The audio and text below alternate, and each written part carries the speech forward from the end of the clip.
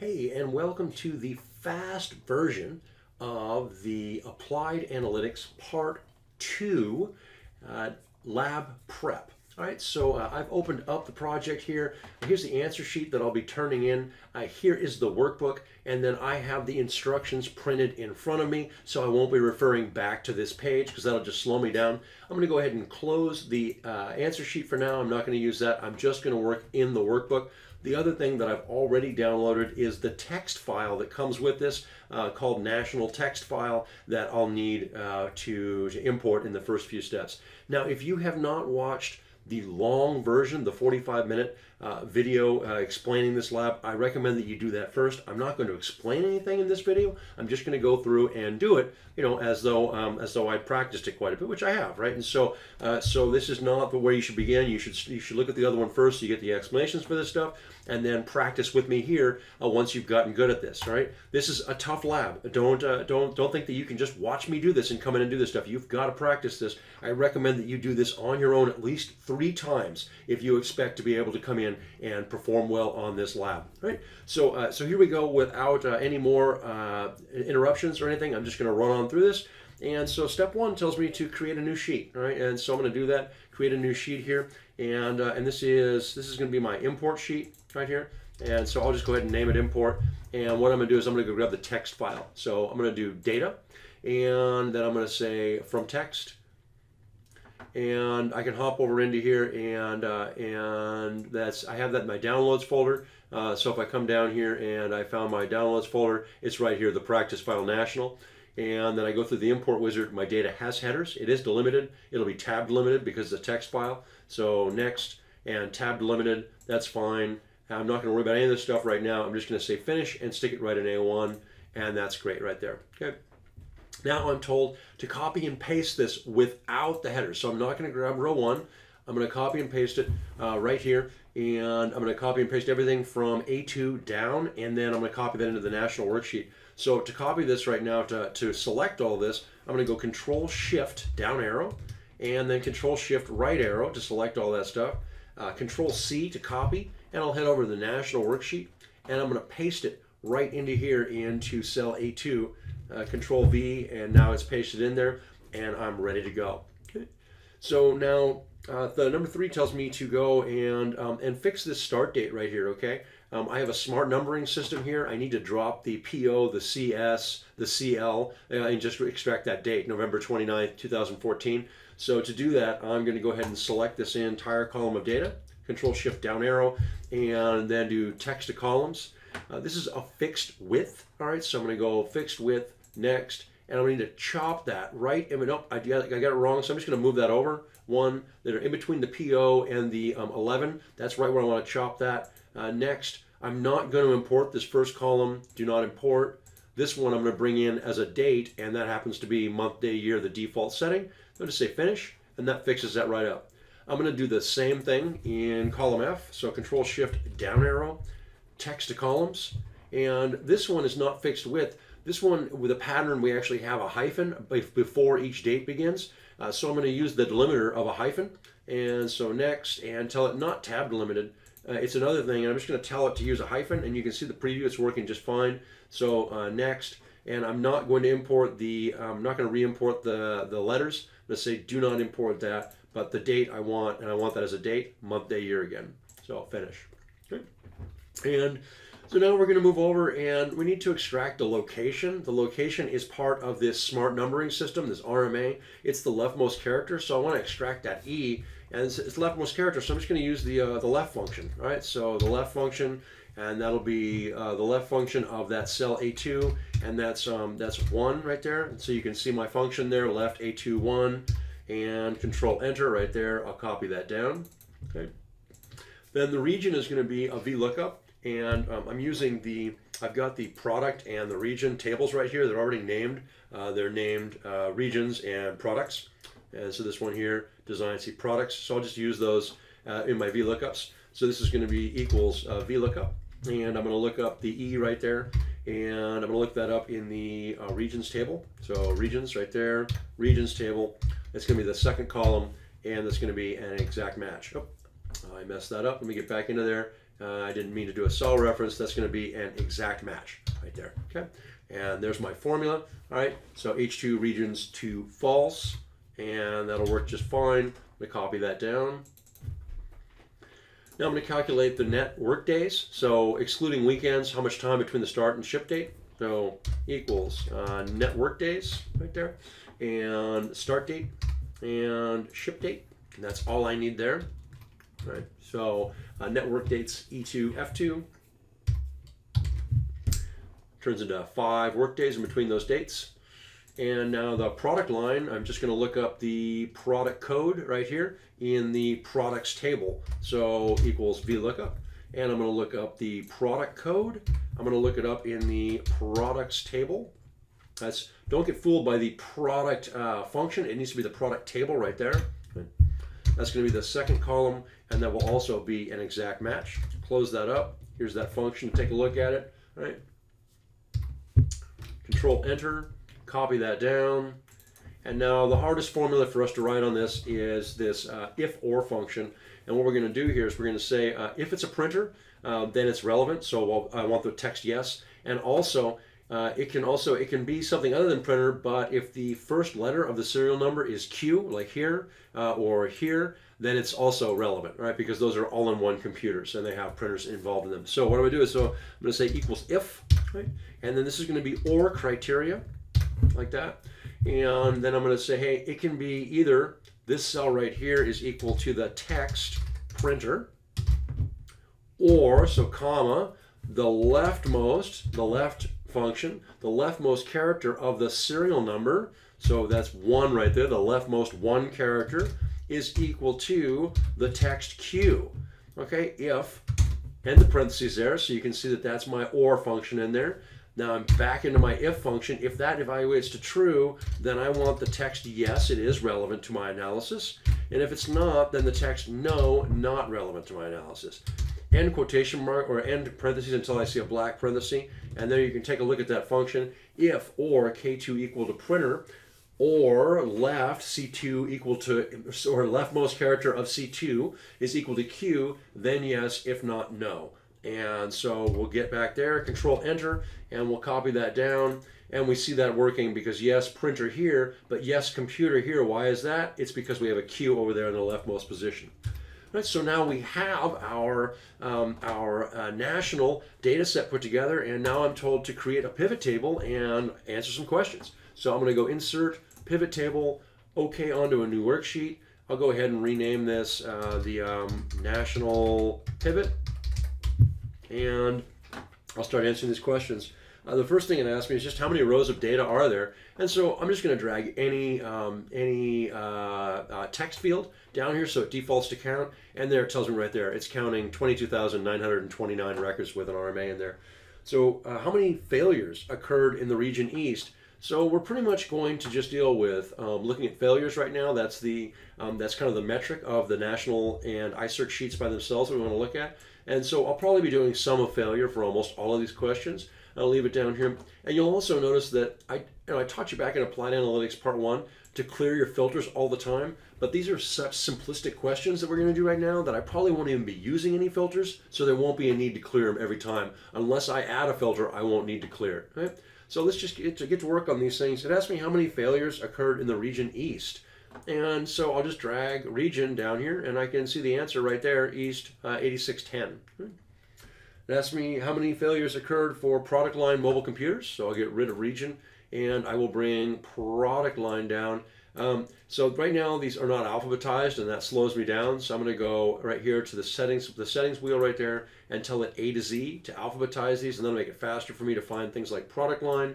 Bring it down, and it says how many for mobile computers, and we can see right there 2822. Right. Number 4, how many failures occurred with a start date in the month of January 2014? And so I'll get rid of this, and I'm going to bring the start date down to rows. I'm going to add in I'm going to group and add in my just months and years to make sure that it's just 2014. I added in days by mistake. Group again, group, and it's not days, I want months, okay. And so there we go, it asks about January 2014, so there we go, 1791. Then question 5, how many failures occurred with product relevant yes? Okay, so I'll get rid of years and start date and just bring down product relevant, and we'll just look there, yes, 8506. Number 6, how many failures occurred with product relevant yes with region south? All right, so we're just bringing region into the same question, and we're going to go find region, and we'll just drag it down here. And so within yes and south right there we can see is 1925. The last question for the national sheet, it says which region had the highest number of failures? And so I'll just get product relevant off of here, and we can look at region, and I can tell you right now that it's east. If I had any doubt, I could sort these largest to smallest right there, and we can see that east would come to the top. Okay. So that's all we need to do on the national sheet, and we'll now move over to the iCert sheet. So on the iCert sheet, it's all imported for us already, but we do have some problems, right? So the ship date here is actually stored as text. You can see it's left aligning, numbers right align, like this number 1. So this is a date being stored as text, and so this is not going to work out at all. We've got to fix this, and so to do that, we're just going to use text to columns. So I'm going to right-click it, or I'm going to select that cell there, Control-Shift down arrow to select this whole column, and then I'll go text to columns. And I'm just going to run this thing. I'm not interested in any of this stuff. All I want is this sheet right here where I re-import and say, hey, don't bring this in as general number format. Bring it as a date. And I need to look at the pattern. It's year. So this is 2014, May 21st, right? And so that's year, month, day. And so not month, day, year. It's year, month, day. So that's YMD right there. And just tell it to finish. And that just fixes that right up for us. Right? Now I'm told to fix the this here in column H. The problem here is that we've got extra spaces in Los Angeles and New York. And like if we look at New York, well, New York is okay. How about Atlanta? Yep, Atlanta's okay also. Los Angeles is a mess, and Chicago. Yeah, see those empty spaces at the end? That'll never work. Our VLOOKUP won't work if we try that. And so what I'm going to do is I'm going to clean this up with the trim function. And so I'm going to click right here and go Insert to bring in a helper column. And I'll go ahead and copy the header. It'll just make it easier for me. So I'll say this is the location right here. I'm just going to write the trim function here. So it's equals trim, and just select the thing next to me that I want the spaces trimmed out of it, and that's it. Actually, that's the only argument I need. So there it is. Couldn't get any simpler than that. Trim the thing next door to it, and Control Enter. I'll copy this down, and there we go. So now I need to copy this as values only over here. If I copy it just normally, the value or the formula will go over there and it'll screw things up. And so I need to go ahead and get in here and just, I can select actually this whole column since I copied the column header there. I'll go Control C to copy that, and then I'll just click right over here and right click, come down, values only. Oh, I got to do that 1, 2, 3 right there, that values only. And now this is all taken care of, it's all cleaned up, and I can just delete my helper column right there, delete. So now that I have the, location cleaned up, my VLOOKUP will work. I can go equals VLOOKUP, and what I'm going to look up is the Los Angeles there, the city name, and I'm going to look this up in the regions table right there. It's going to be the second column, and this will be an exact match. You can see my function there, VLOOKUP H2 regions to false, and Control Enter, and I will copy that down. It's working great. And now I just need to calculate the net work days. So that's net work days, and that'll be the start date and the ship date. Another very simple formula. Right? So net work days, E2, F2, and Control Enter, and I'll copy this down. Right. Okay, so now I make a pivot table and I answer these questions for the iCert sheet. Now I click anywhere inside this proper data set, Insert, Pivot Table, OK. And here we are. So question 8 asked me how many failures occurred in the region West. And so these questions are going to be really similar to the ones that we just did for national, because we're comparing these companies. So we're basically going to ask the same questions of these data sets. And so, we're going to I'm going to alphabetize this again here, alphabetize it A to Z, and I'll bring the failures down here, sum of failures. And so how many failures occurred in the region West? And so I'll just grab region and bring it down. And West right there, 10581. How many failures occurred for product line printers? Get region out of there, bring product line down here, printer, 9234. How many failures occurred with start date in the month of March 2014? So I'll get rid of product line and I'm going to bring the date field down. And so start date down here. Again, I'm going to group this with the years, months, and years to make sure that I don't have multiple years in here. I don't, 2014, so we're looking at March, and March is right there, 2933. Question 11, how many failures occurred with product relevant? Yes. And so I'll get rid of the date again and just bring product relevant down. Product relevant, yes, 13040. Now, how many failures occurred with product relevant? Yes, within region Midwest. And so we'll just add region to this. And we'll bring that down there. So within, yes, Midwest, 1283. And finally, for question 13, this is the last required question of this lab. Which region had the highest number of failures? And so I'm going to go ahead and take product off of here. We'll go region, and I can see that it's East again, but if I needed to, I could sort this largest to smallest, and there we go, 13059. The answer is East. So that's the end of the required lab, and after that starts the extra credit. But it is pretty interesting, the extra credit, and so we'll go ahead and we'll take a look at it here, okay? And we'll just blow through this. They are harder questions, but it certainly is an interesting process getting to the answer. And so what I'm going to do here is I'm going to go ahead and create a new sheet.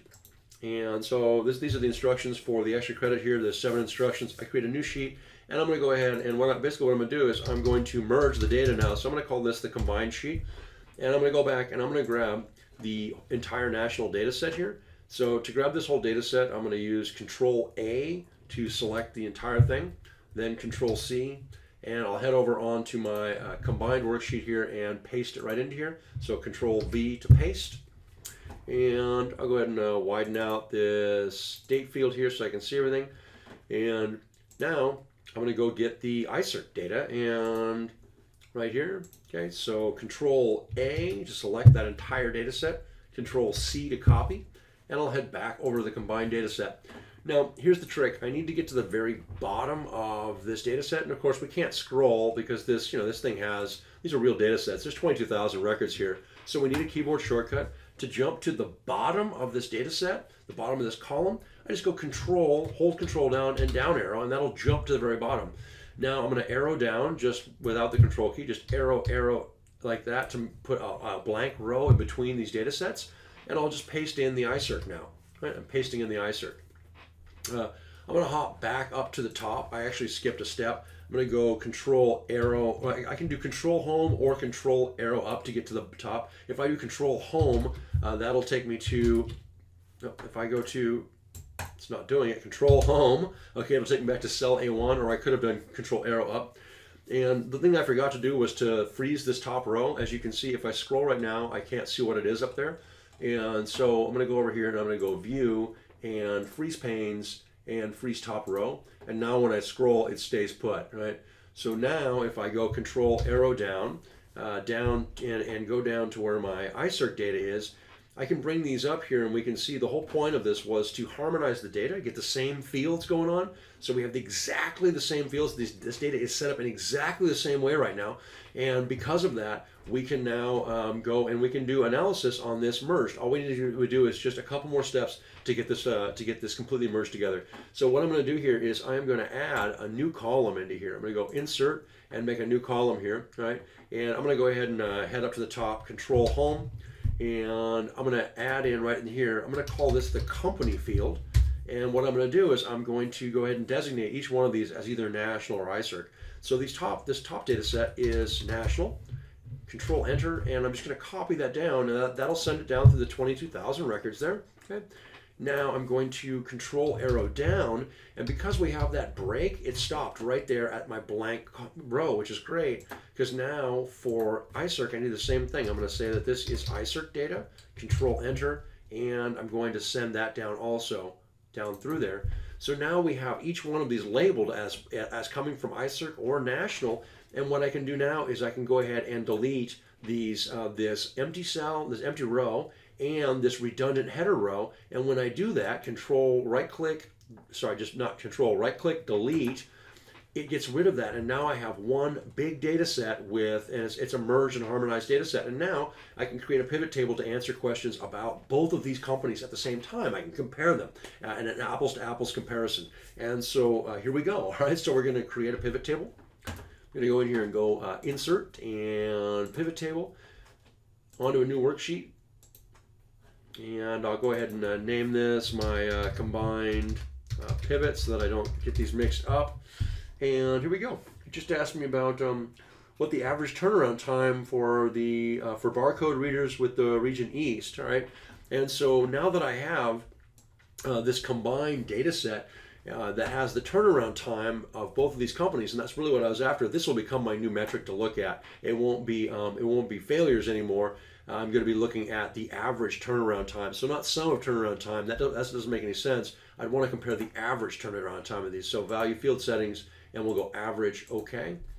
And while I'm here, I'm going to go ahead and fix this number format. Go to number format, and I'll go ahead and make this number with 1 decimal place. Okay. So that's the average turnaround time of everything in the data set, but we were asked to look at barcode readers in the East. And so I'll go ahead and grab, well, I'm going to go ahead and alphabetize this first, make it easier on me. And I'm going to go ahead and look at product line and region, right? And so I'm interested in barcode readers in the East, and so barcode readers in the East, the average is 4.6. And 15 is which product line had the lowest average turnaround time, excluding product line others. So we're going to get product line others out of there. So I'm going to get region out, right? And I'm only interested in anything other than other there. I'm not going to pay any attention to that. So it says which product had the lowest average turnaround time. So I'll go ahead and sort these largest to smallest. We can see that the lower is definitely other, and the next higher one up is mobile computer. It looks like these are all 4.9, but if I add decimal places to this, we will see that actually is in a numerical order, and mobile computer is our answer that has the second lowest one, because we're not looking at other. Number 16 says, what was the average turnaround time filtering for these conditions? And so we've got a list of conditions. It's region south, product relevant yes, and failure code not equal to no problem found. And we're excluding no problem found because that's actually the most common reason for returns, and yet it has nothing to do with the return company or the repair company. It has to do with people thinking that things are broken and they aren't. And so I'm going to go ahead and get rid of what I've got going on here. I am going to keep average turnaround time, but I'm actually going to add filters this time because it's going to be helpful in the next couple questions. So I'm going to bring region down to a filter. I'm also going to bring product relevant down to the filter, and then the failure code down to the filter. And I'll set each one of these up. And so I'm going to go with this one, region south, okay, and product relevant, yes, okay. And then failure code, I'm going to select all of these, so select multiple items, and I want all of them except no problem found. I'm going to get rid of that right there, and okay. And so then we can see this answer of 5.6 here, and there we go. All right, so that's our answer. Now in 17, it tells us to keep the same filter that we had, right? So it says filter for these conditions, region south, product relevant, yes, failure code not equal to, so it's the same exact thing. And it says to add in the start date down here into rows because we're going to chart this, right? So we're going to go ahead and chart this on a line chart. I'm going to say pivot, line chart, and okay. And then let's just take a look at this thing. Just like in Applied Analytics Part 1, we'll have some text descriptions of this in the answers. And so what I would say I'm looking at here is that this, that this spiked throughout the year, and then it had a big jump in December, or November through December. Right? So I might explain it like that. So I'll delete that chart and bring up the pivot table again. And now I'm told to make a pie chart of failure codes, product relevant, yes. Okay, so for the products that are relevant to our analysis, what were the big failure codes. So I'm going to go ahead and get rid of these filters. And in fact, I'm going to get rid of everything. And I'm going to go up and clear my filters, come into here, data, clear filter. And we'll do this pie chart. I'm going to look at the failure codes, and I'm going to put product relevant into my filter, set that to yes. And then I'm going to look at the sum of the failures right there, and I'm going to chart this in a pivot chart, a pie chart, okay. And I really do hate the default chart, so I'll get rid of the legend.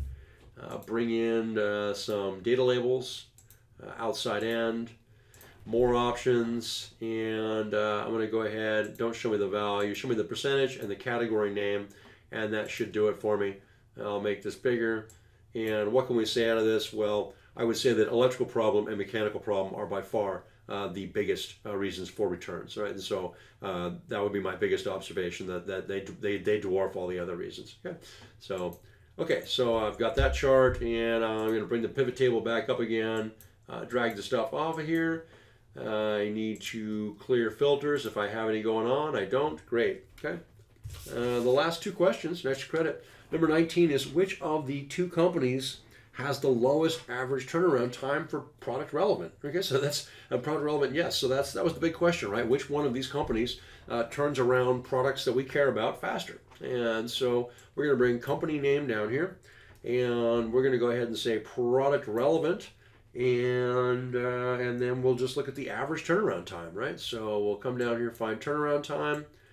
Not the sum of, but rather the average turnaround time. Okay, and I'm going to go ahead and I can see the answer, but it would be a little bit handier if I went product relevant above that, so that I was looking at just the yes, and then we can look right down here and hey, look at this. National is by far faster than ICERC at product relevant yes. Okay, so that's the company we want to go with. All other things being equal, this is the company that will turn our stuff around and repair it faster.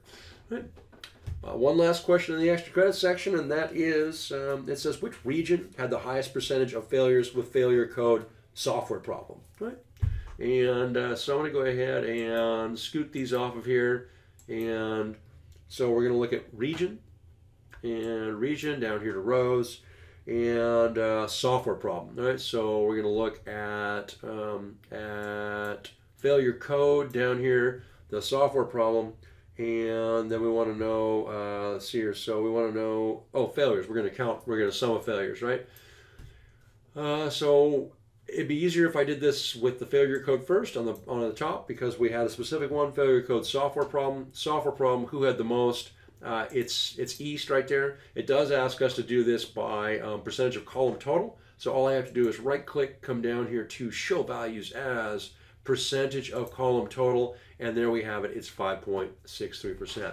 Right. And hey, that was the lab. That was the fast walkthrough of that and all the extra credit. So practice this at least 3 times before you come into lab.